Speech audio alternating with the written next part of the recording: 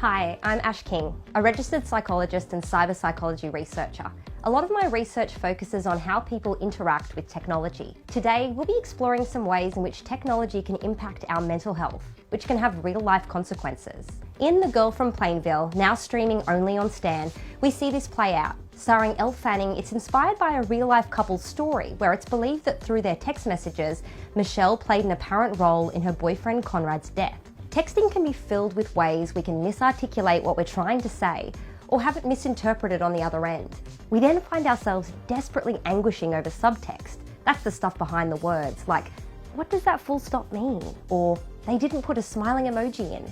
This can leave us feeling misunderstood and impact connection and understanding in our relationships. You would have seen that some people might act more freely and intensely via technology than they would face-to-face. In psychology, we call this the online disinhibition effect.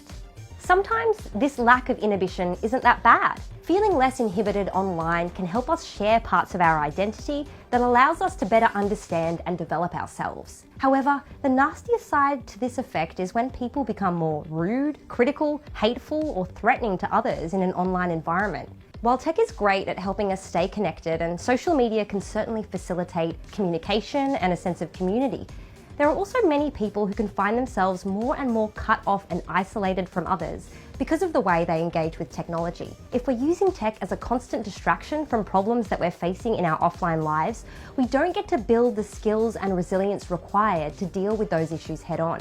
It's been suggested that because of young people's dependence on technology, they don't know how to have face-to-face conversations or can't look people in the eye anymore, which is obviously not true. But where we run into problems is where people who may already lack real-world social skills or close connections, or who have greater susceptibility to mental health issues or antisocial behaviours, land in corners of the internet that inflame rather than mitigate those issues, like toxic body image Tumblr feeds or alt-right YouTube wormholes, for example. It's often much easier to lunge for our phones than it is to have hard conversations, confront uncomfortable feelings, and make difficult decisions. It's also useful to ask what's motivating our tech use and what needs we are trying to meet when we jump online. It can often help to take some time off from tech, to develop a deeper understanding of what's going on inside your body and mind and what's going on outside in your life and in the world that's affecting you.